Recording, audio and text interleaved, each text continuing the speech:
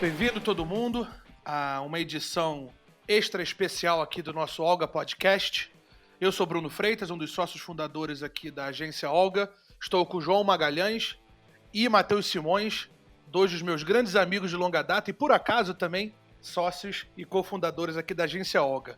Hoje, a gente quis trazer à tona um papo que para muita gente está muito distante, mas que para a gente está muito perto dos nossos corações e participou muito do que foi a vivência, especialmente do João e do Matheus, nessa última década, até um pouco mais, e certamente uma das razões pela qual a agência Olga meio que nasceu nesse espaço musical que o Brasil tem hoje. A gente vai falar sobre orquestras. Então, vamos separar de novo, como a gente sempre faz, em 3 blocos, e vamos começar com o seguinte: qual foi a relação de orquestras com o Brasil? A gente vai passar rapidamente por uma história e por um histórico do que foi o papel de orquestras no Brasil, em termos musicais, de sociedade, de comportamento, e vamos gastar um bom tempo falando sobre esses últimos 20 anos de orquestra no país. Como é que o cenário mudou, como é que o papel de uma orquestra mudou, como é que os conteúdos feitos por orquestras mudaram drasticamente, e certamente vamos terminar com uma plataforma de como enxergar a orquestra do futuro. O que é a orquestra do futuro e como é que a gente enxerga o papel da música clássica e da construção de uma orquestra daqui para frente. Eu vou começar com o João, para ele poder apresentar um pouquinho do que ele acredita que foi o papel da orquestra nesse nosso passado. Depois o Matheus termina e a gente parte para o segundo bloco. Meus amigos, a palavra é de vocês.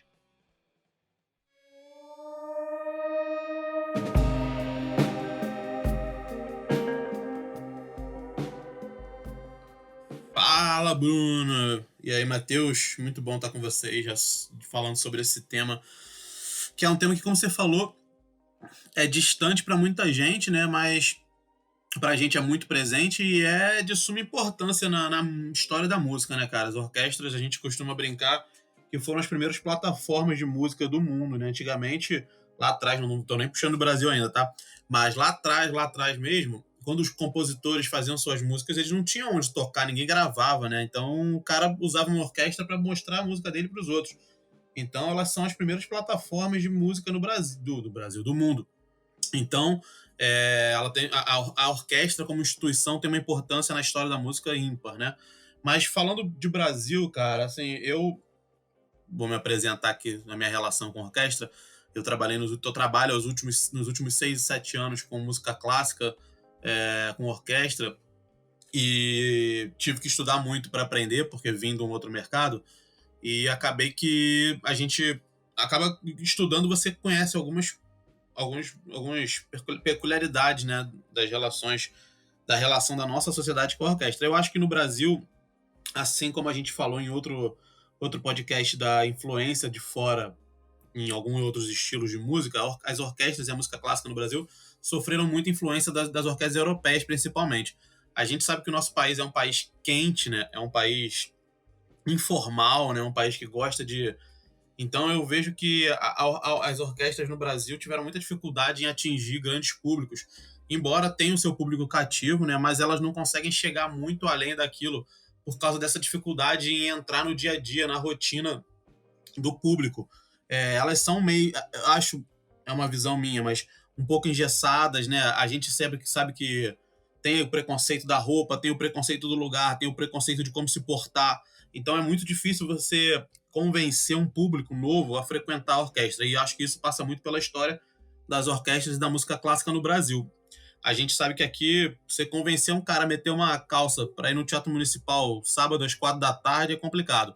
Não só pelo calor, por tudo, mas pelo preconceito. As pessoas dizem que não tem roupa, que não sabem se portar, e as orquestras não fizeram a menor questão nesses últimos anos, eu digo 30, 40 anos, de mudar isso. Óbvio que a gente tem alguns projetos pontuais, algumas ações pontuais nos últimos 30, 40 anos que mudaram, né? O projeto Aquários, que é um projeto desenvolvido pelo maestro Isaac Karabichevsky, que é maravilhoso, que leva a orquestra para a praia e que bota para tocar com o povo mais livre, né? O público mais livre, poder curtir. E a gente sabe que isso funciona.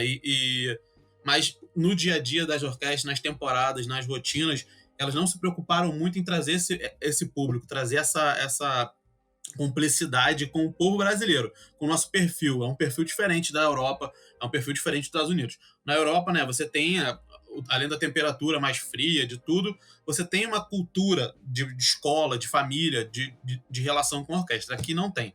Eu acho que não se preocupar em criar é um meio difícil, assim, de mudar a cabeça. Eu e Matheus, a gente trabalhou muito com isso e foi um dos nossos maiores desafios. Mas eu acho que é isso, né, Mads? As orquestras nos últimos 40, 50 anos tiveram muita dificuldade aqui no Brasil, acho que nessa construção de público novo, né? É muito preconceito que rola. Não sei se você acha, concorda, eu queria ouvir de você. Primeiro, dar um alô aí pro querido Bruno Freitas e João Magalhães, meus dois queridos sócios.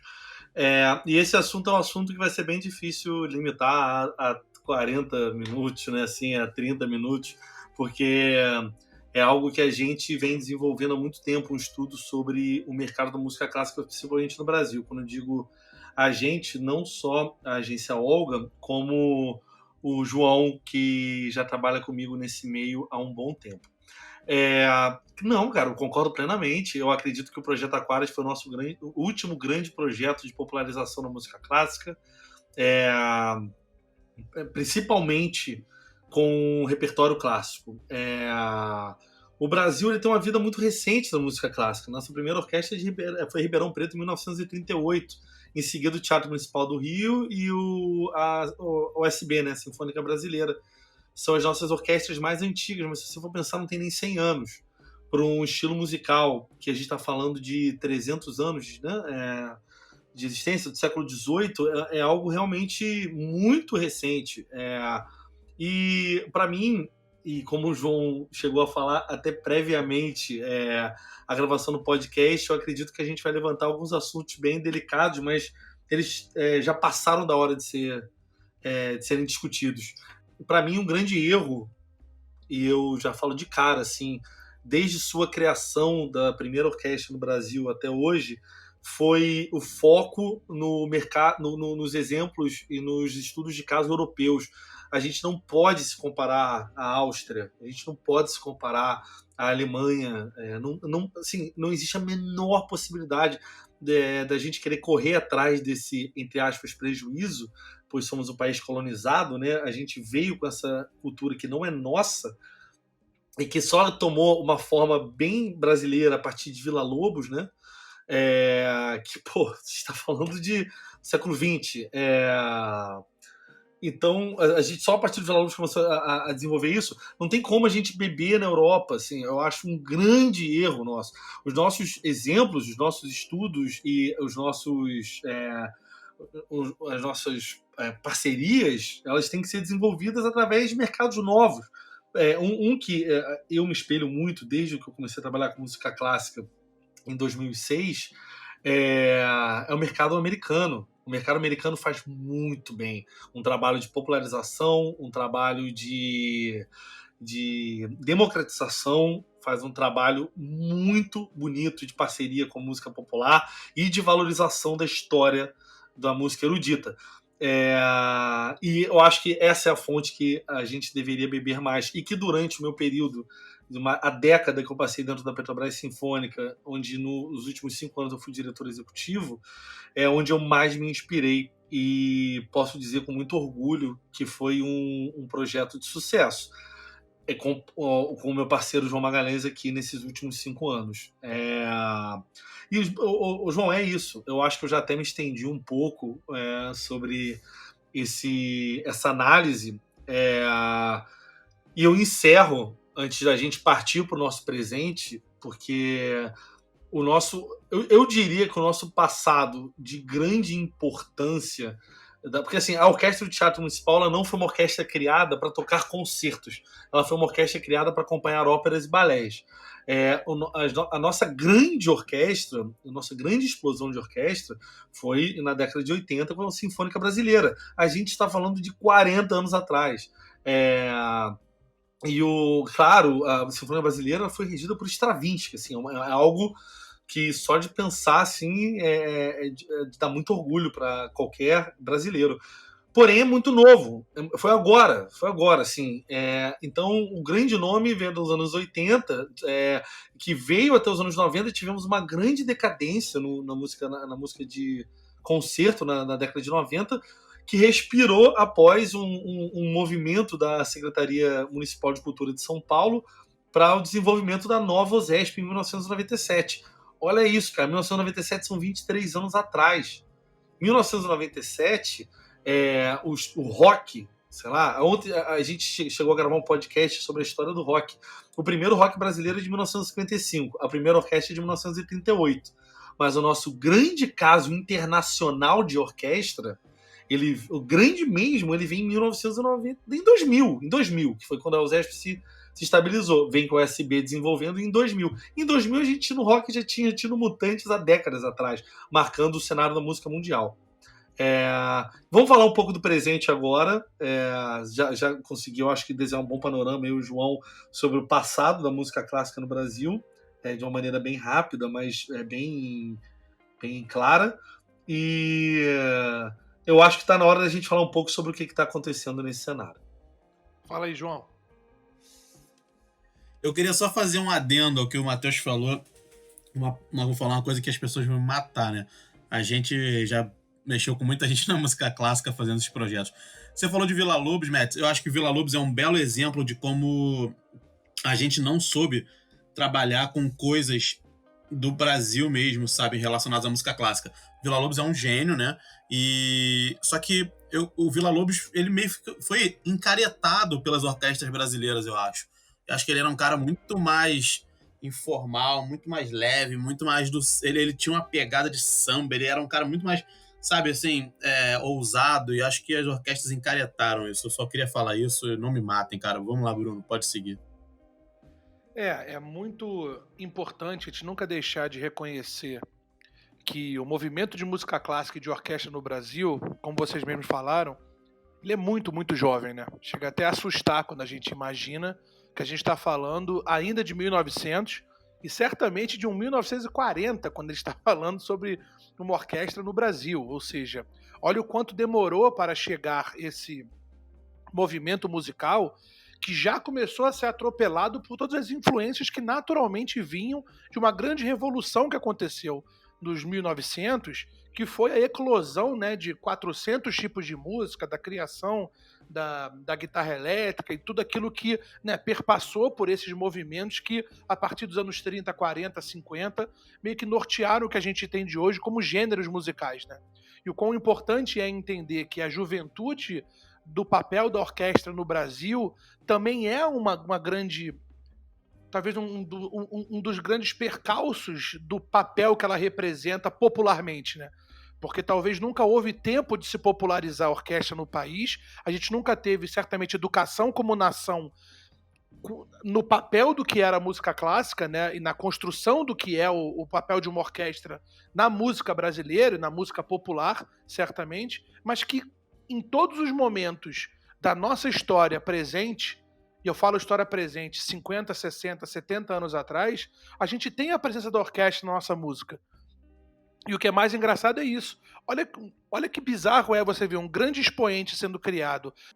Um projeto como o Aquarius, que vem também, que é muito jovem, apesar da música clássica ser reconhecida por quase todos os gêneros musicais brasileiros como algo que, quando você coloca na música, ele se transforma. Ele transforma a sua música em outra coisa.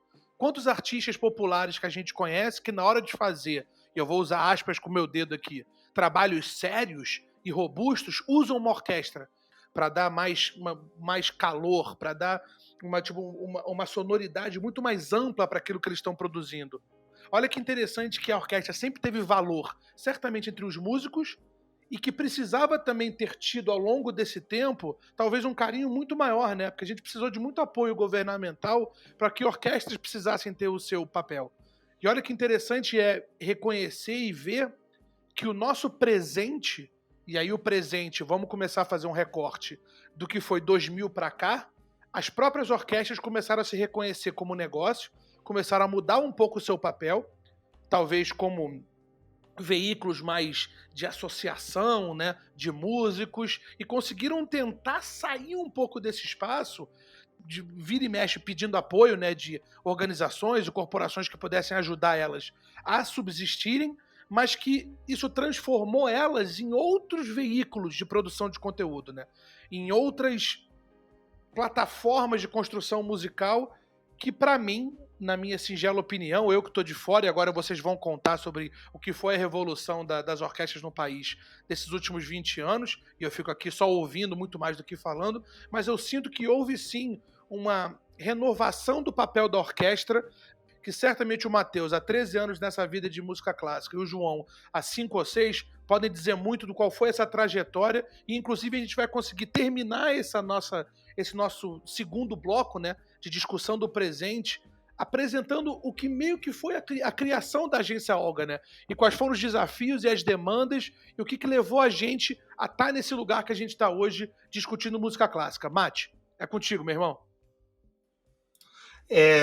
Antes de tudo, só para levantar uma informação que eu acho que eu não deixei muito clara. Na verdade, o Projeto Aquarius, que é de 72, e teve o Rick Wakeman de 75, o Projeto Aquarius foi desenvolvido com o Rick Wakeman em 1984 com o Barão Vermelho. Existia um flerte com o popular, existia uma emergência da música clássica, ela se atualizar. Isso existia. O que eu acho que você desenhou muito bem é que não tinha uma visão de que a orquestra poderia se transformar num produto cultural vendável, de muita qualidade e que tem um valor muito único. Na cultura em geral, as pessoas debatem muito sobre vender cultura, né? O valor de uma cultura, que cultura não pode ser vendido. Eu discordo totalmente. A cultura gera muito dinheiro. O entretenimento, em geral, é o quarto setor do mundo que mais gera, que mais movimenta dinheiro. E as orquestras, elas têm que fazer parte disso. A cultura tem um valor, tem um custo. O governo subsidia. Tanto que eu até publiquei um artigo no site chamado polyphonic.org, que era exatamente sobre isso. As orquestras e a importância do envolvimento governamental. A gente está falando de grupos gigantes que dificilmente se autossustentam tocando música clássica no século XXI, principalmente agora, né? E muito no século XX. A Europa sempre teve muito envolvimento governamental.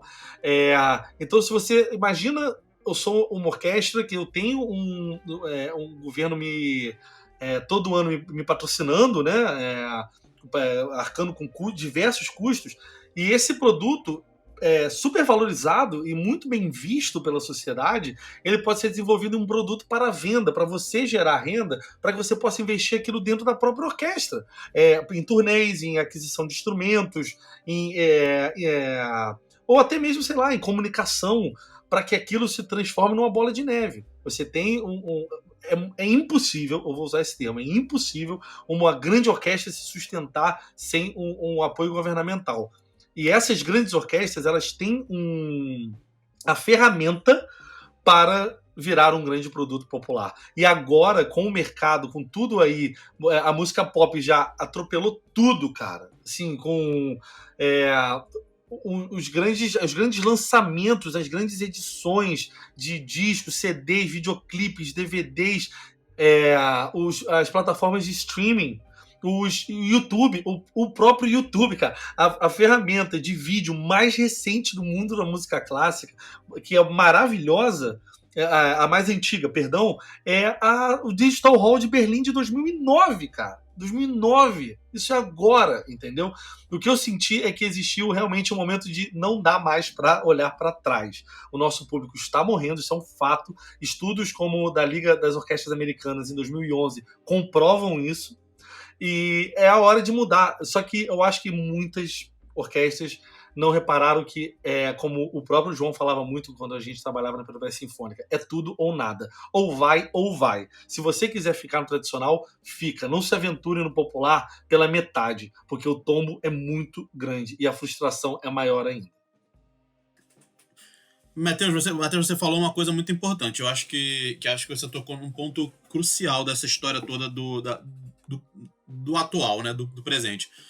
As orquestras não se veem como um produto. E a gente sabe que hoje, no mercado da música, de entretenimento, todo artista, seja ele banda, seja artista solo, seja ator, seja atriz, seja modelo, todo mundo que trabalha nesse mercado é uma marca. O que significa isso? você é uma marca, você é um produto, você precisa tratar do seu branding, você precisa trabalhar a sua imagem, você precisa desenvolver conteúdos novos, trabalhar, fazer uma comunicação direta com o seu público, entender para quem você está falando. Eu só me questiono, eu acho que você falou tudo, eu concordo, esse é o ponto crucial para mim. Até por isso eu vejo que as orquestras continuam dependentes de órgãos públicos, sabe? Tipo de governo ou de empresas privadas. Eu acho que a Nova Orquestra, que não só por ser nossa, não puxando a sardinha, mas eu acho que é uma das poucas orquestras que consegue fazer turnê, tocar em grandes lugares, sem patrocínio, sem incentivo público, por conta disso, porque a gente se entende como produto. Agora, eu vou concordar com tudo que você falou. O meu único questionamento sobre o que você e o Bruno falaram não é nem uma questão de discordar. Até que ponto as orquestras não fizeram essa transição para o mundo atual, ou até que, por falta de capacidade de se atualizar, ou até que ponto elas não quiseram fazer isso. Porque a gente sabe que quando você conversa com os músicos clássicos e quando você conversa com maestros, quando você trabalha com esse meio, eles não têm interesse, sabe? Eles não é nem uma questão de falta de visão. O cara prefere manter ali no seu quadrado, não sair da caixa, manter o seu público ali, ele não quer. A gente sabe que quando a gente trabalhava na Petrobras Sinfônica, nossas maiores dificuldades em fazer projetos populares, em fazer inovação, em trazer uma comunicação diferente, não eram de dentro para fora, era de fora para dentro. Nosso maior convencimento nunca foi patrocinador, nunca foi parceiro, nunca foi casa de show, nunca foi repertório, nunca foi nada, foi interno. Os músicos têm dificuldade em dar esse passo, então eu concordo com tudo. Acho que essa falta de visão de ser um produto de entretenimento, não tem jeito, é o mundo de hoje em dia, é o que mata, mas eu só me questiono até que ponto é uma falta de visão por falta de competência ou uma vontade própria de se manter no seu mundinho, sendo que o que você falou vai acabar. As pessoas estão morrendo e se não renovar, vai ficar para trás, como já estão ficando. Tem que olhar para frente. Então eu só fico questionando isso, sabe? Eu acho que tem uma resistência interna maior do que externa. Acho que o público lida muito melhor com essa popularização, com essa comunicação diferente, com essa forma de se entender como produto, como marca, do que os próprios músicos, os próprios maestros e as próprias administrações de orquestras, que parece que ainda estão em 1982. Bruno, não me mata. Polêmico. Não, João, acho que você mandou muito bem. Eu acho que você traz umas discussões super interessantes do que tem sido realmente a vida interna de uma orquestra nesse país. Eu acho que remete muito a uma conversa que a gente já teve, especialmente quando a gente falou com a Emily, né, na época dela, na MEC FM, do quanto existia, inclusive, talvez um medo da morte da audiência. Eu acho que isso sempre foi importante para a orquestra. Por que nós ainda temos, mesmo no presente, mesmo numa reconstrução do papel de uma orquestra, que é um mercado jovem, que a gente entende que só foi começar a ter robustez nesses últimos, 40 anos, 50 anos que seja, que não é nada. Olha que interessante é o medo que existe em se perder o público pela morte do mesmo, por serem velhinhos e que reconhecem valor em orquestra que de repente o brasileiro médio não reconhece. Mate, fala aí você, cara, como é que tá esse presente? E certamente eu vou puxar a sardinha pro nosso lado, que a Nova Orquestra é uma revolução e a gente vai ter que falar sobre isso. Não, talvez eu tenha até me expressado mal, né, no último bloco que eu comentei. Eu concordo, João. Eu acho que não há interesse não, tá? Eu acho que esse desenvolvimento não foi não conseguir. Não, eu acho que houve falta de interesse total. E é o que eu tô falando. Eu acho que tem muita gente correndo atrás agora e tarde demais. O que eu queria levantar, isso da morte da audiência é uma coisa que você vê, o Bruno e o João, quando comentaram, eles até teve até uma coisa quase da risada, que é o famoso assim, todo mundo brincava com isso. Falava assim, não, a música clássica, o público um dia vai morrer, hahaha, não sei o quê. Está acontecendo, é um fato, tá? E qual é o grande impacto, eu vou falar rapidinho de mundo, tá? Os Estados Unidos têm uma cultura de doação gigantesca para instituições culturais, com benefícios, ok, com seus benefícios fiscais, não importa, e a faculdade também com seus benefícios fiscais. Mas são esses dois esses dois tipos de instituição são muito beneficiados por doações. Eu trabalhei durante um período na Utah Symphony e eles tinham um doador de $300 mil ano. Ele morreu. E aí? Como é que faz? A USESP hoje capta mais de 1 milhão em pessoa física. E essa média, eu não sei, mas eu tenho certeza que é uma média alta de idade. Quando eu fui para a conferência em Birmingham das orquestras Association of British Orchestras, eu teve um painel que eu levantei o braço e eu falei, eu me preocupo muito com o futuro da Petrobras Sinfônica, agora continuo preocupado com esse futuro junto à nova orquestra, porque a gente, durante 2 anos, a gente perguntou para as pessoas, por que você não está assinando mais? E a pessoa falava, uma amiga minha faleceu e o nosso grupo de 5 agora não consegue mais ir, que fica muito triste. E em 2 anos a gente perdeu 100 assinantes com conexões a mortes. Ou o marido faleceu, a esposa não queria mais, ou era um avô que levava os netos. Perdeu isso, tá? A gente perdeu 100 assinaturas diretamente conectadas a isso. Diretamente. E a gente está falando de um impacto muito grande para 2 anos. Numa orquestra no Rio de Janeiro que tem uma média dos seus concertos clássicos de 1.500 pessoas frequentando. Ou melhor, se a gente falar que essas são dos assinantes e as pessoas vão botar 5% aí, mais ou menos, sei lá, 7% desse número de pessoas que pararam de ir porque simplesmente pararam ou vieram a falecer, que a gente não conhece, a gente está falando de perder em 2 anos 10% do nosso público para pessoas que faleceram. Entendeu? Não é mais uma piada, não é mais uma brincadeira. Nunca foi, por favor, me entendam bem, mas eu digo assim, e nem perto de ser algo a falar assim, cara, isso no futuro vai acontecer porque as pessoas vão falecer. Não. É sério, é verdade, é um fato que precisa ser trabalhado. Esse é o nosso presente. A preocupação do nosso presente é formação de plateia, é democratização da música clássica, é levar a música clássica para espaços não conhecidos, desbravar, fazer parcerias com música popular, sim. Esse é o nosso presente, eu não tenho a mínima dúvida. E esse é um questionamento que eu tenho certeza que vocês todos concordam comigo. Um questionamento não, perdão, uma afirmação que vocês todos concordam comigo. É hora de mudar, a nova orquestra já está mudando, a Petrobras Sinfônica está desenvolvendo um trabalho que foi o trabalho que eu desenvolvi com eles durante muito tempo, junto com o João, e ele está vivo até hoje. E tem um impacto positivo na sociedade, nos jovens, através da Academia Juvenil. A nova orquestra contratando músicos de todas as regiões do estado do Rio de Janeiro, de todos os sexos, de todas as orientações possíveis. É a hora de mudar, acabou, não tem mais espaço para nicho. Se for manter no nicho, conta aí 20, 30 anos para as orquestras, principalmente no Brasil, estarem tocando em teatros para no máximo 200, 150 pessoas, o repertório erudito. Muito maravilhoso ter trazido isso, porque me remete aos papos que a gente tinha 2, 3 anos atrás sobre justamente o papel da música clássica e do entendimento do papel de uma orquestra num mercado cada vez mais plural, cada vez mais disputado por outros gêneros, cada vez mais difícil de você conseguir talvez quebrar a barreira que você precisa para entrar dentro do léxico, né, popular da música nacional, e que alegria é poder ter conseguido construir com vocês, eu falo por mim, o que se tornou a nova orquestra, que foi a grande força motriz da criação da Agência Olga. Eu gostaria muito que o João pudesse começar a falar sobre como foi a criação dessa nova orquestra, né?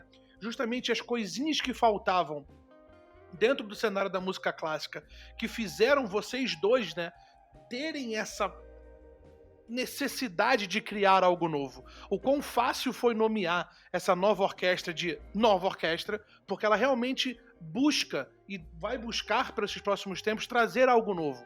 E se talvez repaginar constantemente para acompanhar um mercado cada vez mais exigente e cada vez mais mutável. A gente vive sempre na incerteza sobre o que o público vai querer.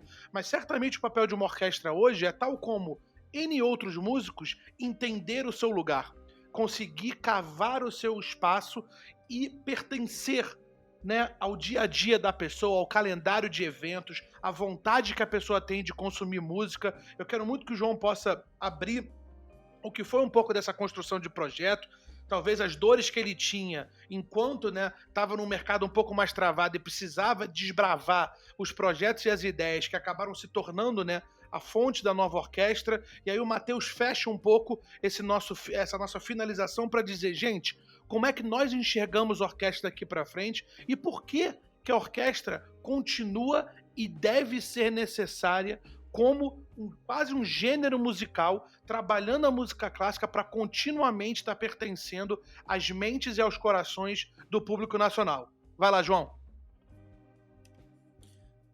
Primeiro de tudo, eu acho que depois desse podcast aí, o dobro de pessoas que vão me olhar torto na rua e eu vou saber que é da música clássica vai ser bem frequente, assim, vai dar bem nítido. Cara, eu acho assim, a Nova tem uma coisa que eu acho que falta as pessoas que trabalham com música clássica entenderem, principalmente músicos, maestros e galera da administração, é que você tocar um repertório popular não significa que você está matando a música clássica.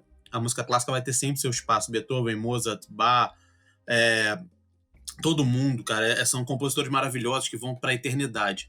O que a gente faz com projetos populares simplesmente é levar um público novo aos teatros, às casas de shows, eles perderem o medo das orquestras, entenderem que aquilo ali é só mais um estilo de música, é só mais um entretenimento, música, arte, cultura. Então não significa que a gente quer matar a música clássica, a gente quer levar as pessoas, que elas tenham o primeiro contato com a orquestra através de um repertório mais tranquilo, mais agradável, mais assim, fácil mesmo. É realmente fácil no sentido popular da coisa. Que ninguém se assuste, que possa de bermuda e que tome uma cerveja. A nova orquestra, ela, diferente das orquestras convencionais, ela tem 10% clássico e 90% popular. Normalmente é ao contrário. Mas eu acho que, na verdade, se a galera careta do meio parar para pensar, a gente está fazendo um trabalho para eles, a gente está trabalhando para todas as orquestras, porque a gente está levando 3.000 pessoas numa casa de show, que na próxima vez que quiserem ver uma orquestra, talvez frequentem o Municipal, talvez vá na Sala Cecília Meirelles, talvez vá ver a USB, a Petrobras Sinfônica, a OSESP, a Filarmônica de Minas e outras orquestras. Então a gente está trabalhando para o meio, sim, da nossa forma, da forma como a gente sabe, como a gente acredita. Então acho que tem que ter esse entendimento. A Nova veio com duas funções. Primeiro, esse trabalho de primeiro contato, de criar raiz, de criar fidelidade, de criar marca, de entender que uma orquestra não é nada demais. E o segundo, sim, entreter. É um produto. Em nenhum momento a gente falou que a gente quer tocar a nona de Beethoven melhor que a orquestra de Berlim, sabe? Não é a nossa intenção. A gente quer entreter, a gente quer fazer show business. A gente quer trabalhar para entreter o público. Então a gente tem bem direcionado esses dois pontos conceituais na nossa cabeça. E acho que isso que move. A nova orquestra, cara, é uma satisfação, porque a gente desenvolveu um trabalho popular na Petrobras Sinfônica que foi muito bem aceito pelo público. A gente lotou casas pelo Brasil todo, levou a Petrobras Sinfônica a tocar em lugares que ela nunca tinha ido antes, a ter públicos que não tinha. E assim, uma discussão que eu tive até com um músico da Petrobras Sinfônica um dia. Mas a Petrobras Sinfônica já tocou na praia para não sei quantas mil pessoas, já tocou na Quinta da Boa Vista. Uma coisa é tocar de graça. Com o ticket médio que a gente fazia, com o preço de ingresso que a gente fazia, você botar 7.000 pessoas num lugar, eu desafio a qualquer pessoa que esteja ouvindo esse podcast, pode mandar direct pela agência Olga, por mim, pelo Matheus, pelo Bruno, a falar de uma orquestra que fez isso, sem ser a Petrobras Sinfônica naquele primeiro momento, e agora a nova orquestra que fez igual. Então tem público para orquestra, se você souber trabalhar. Você não vai botar 7.000 pessoas para ouvir uma estreia de uma peça mundial e um compositor da Bélgica, entendeu? Não vai. Não adianta, a gente não tem que lutar. É uma construção de caminho até você chegar a esse momento. Você tem que tirar o medo do público, tirar o preconceito, criar uma familiaridade com a orquestra, com a música clássica, com os instrumentos, com o maestro, com a forma de se ouvir. E aí você vai moldando até que em algum momento o cara vai ouvir a primeira peça mundial, da estreia mundial de um compositor belga de 23 anos. Então é uma construção que eu acho que as pessoas não entendem. Acho que essa nova orquestra é uma satisfação pessoal muito grande, acho que para o Matheus também. Claro que para todos os nossos sócios, Bruno, Léo e Guta também, mas acho que a gente tem essa coisa interna de ter conseguido, sabe? A gente fez esse projeto popular na Petrobras Sinfônica, foi muito criticado internamente, embora com todo o sucesso. A gente fez disso um mote para renovação de patrocínio, para uma mídia espontânea mais do que dobrada. A gente devolvia em mídia espontânea o dobro do valor do patrocínio que a gente tinha. A gente foi a lugares que nunca foi antes, a gente fez 2 turnês. Então, assim, é um trabalho que a gente deixou lá, que continua sendo desenvolvido. Acredito eu que de uma forma que não que a gente faça, porque acho que as pessoas reproduzem os repertórios. Quantas mil vezes você vê a orquestra tocando Star Wars? Quantas mil vezes você vê uma orquestra fazendo o mesmo repertório a vida inteira? Tem orquestra que toca o mesmo concerto popular há 2 anos seguidos, faz turnê com isso. Não é a nossa intenção. A nossa intenção é renovar, é fazer. E acho que a nova orquestra dá a mim, ao Matheus e a todos nós a liberdade de fazer o que a gente acredita. E não à toa, em menos de 1 ano, a gente fez mais de 30 concertos, passando por 5 capitais, tocando em eventos como Game XP para 25 mil pessoas e simplesmente fechando o palco Sunset no Rock in Rio como headliner. Não é à toa, é trabalho. Acho que falta criatividade, falta abrir a cabeça, e eu fico muito feliz que a nova orquestra tem esse potencial e essa abertura. E além de tudo, como o Matheus falou, acho que não sei se foi o Matheus ou o Bruno, a diversidade. A gente tem na nossa orquestra a mesma quantidade de homem e de mulher, de todas as raças, todas as classes sociais, de tudo que você imaginar. A gente não está preocupado em fazer demagogia, em fazer nada. A gente quer botar para tocar quem está com a gente, quem acredita, quem gosta, e é isso, sabe? Assim, então, eu acho que é uma satisfação muito grande ter a nova orquestra, ter esse projeto, trabalhar nesse projeto. E acho que, cara, não acho que é o futuro da música clássica, mas acho que é o caminho para o futuro. Falei muito, né? Mas vamos nessa. Matheus, concorda comigo? Vai me matar. Cara, concordo total, Johnny. Concordo total. Tem diversas orquestras fazendo um trabalho super interessante, super legal agora. E eu acredito que esse formato da nova ele realmente é super inovador. E para concluir, qualquer produto, cara. Por que o iPhone lança todo ano um produto novo e vende pra caramba? Porque ele tem atualizações, ele tem um design novo, ele tem upgrades, porque a pessoa sempre quer o novo, o diferente, o que ninguém tem, né? Isso é uma coisa super viva no mercado. As orquestras elas têm que ser assim, elas têm que ter cada uma um conceito muito bem definido, um perfil muito bem definido, elas têm que levar para o mercado e levar para a venda algo que as pessoas falem. Eu quero ter isso, eu quero postar isso, eu quero falar que eu fui nisso e eu quero vivenciar isso. A experiência é o famoso, né? A maior distância a ser percorrida entre o cérebro e o coração. E as orquestras têm um potencial para percorrer esse caminho muito mais rápido do que se imagina. Eu encerro realmente com essa minha frase, talvez de impacto aí, mas é algo que eu levo como uma inspiração para o meu trabalho.